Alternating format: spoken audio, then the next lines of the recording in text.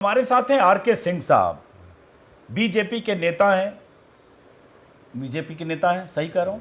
7 साल तक मोदी सरकार में ऊर्जा मंत्री रहे, आरा से सांसद रहे, 2024 में हार गए, अभी भी बीजेपी में है। बिहार में पहले दौर के चुनाव का प्रचार खत्म हो चुका है। प्रधानमंत्री मोदी समेत 1 दर्जन बीजेपी के मुख्यमंत्री, 100 से ज्यादा सांसद, दर्जनों मंत्री चुनाव प्रचार में उतार दिए गए हैं और स्टार कैंपेनर की तरह दूसरे दौर की तैयारी कर रहे हैं।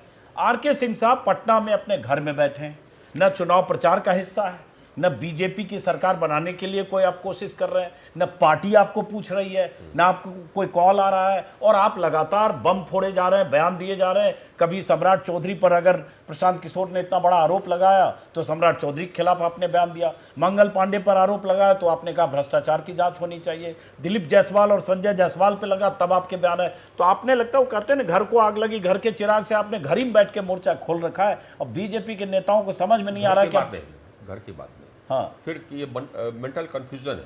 ये मेंटल कंफ्यूजन नहीं होना चाहिए, कभी नहीं होना चाहिए। अगर किसी भी संस्था में भ्रष्टाचार होता है तो इसका मतलब ये नहीं कि वो संस्था भ्रष्ट, इसका मतलब कि उस संस्था में आज जो लोग हैं वो भ्रष्ट हैं, उसके सफाई की जरूरत। अगर कल को यहाँ पर ये भ्रष्टाचार हो जाए किसी एसपी ऑफिस में या कलेक्टर ऑफिस में या जुडिशरी में, तो इसका मतलब थोड़ा ना कि हाँ ये साहब तो पूरा सिस्टम, ये जो उसका ऑफिस है वो भ्रष्ट नहीं। मैं एग्री करता हूँ आपसे। तो यहाँ पर तो इस पार्टी के हित में ये तो पहले जिस समय कि मैंने बयान दिया था सम्राट चौधरी के खिलाफ, दिलीप जायसवाल के खिलाफ, नित्यानंद राय के खिलाफ, उस समय हमने कहा था कि साहब ऐसे लोगों को आप पार्टी में रखेंगे और इन पर आरोप लग रहे हैं जैसे प्रशांत किशोर ने लगाए, तो इस पार्टी की हानि होती है। ये लोग अपने आप का सफाई दें या नहीं तो छोड़े पार्टी। इसी तरह से यहाँ पर एक मिनट पहले लेट मी फिनिश।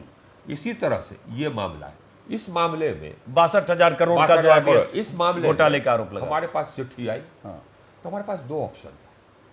एक ऑप्शन था कि ना हम कहें कि नहीं साहब हम इस पार्टी में हैं और इस पार्टी के ही लोग, नेता लोग भ्रष्टाचार किए तो हम चुप रहे।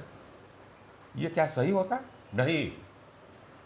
ये पार्टी का भी अगर ये भ्रष्टाचार हुआ तो ये देश के साथ भ्रष्टाचार हुआ, प्रदेश के साथ भ्रष्टाचार हुआ और पार्टी में जो लोगों की आस्था है उस पर कुठाराघात हुआ।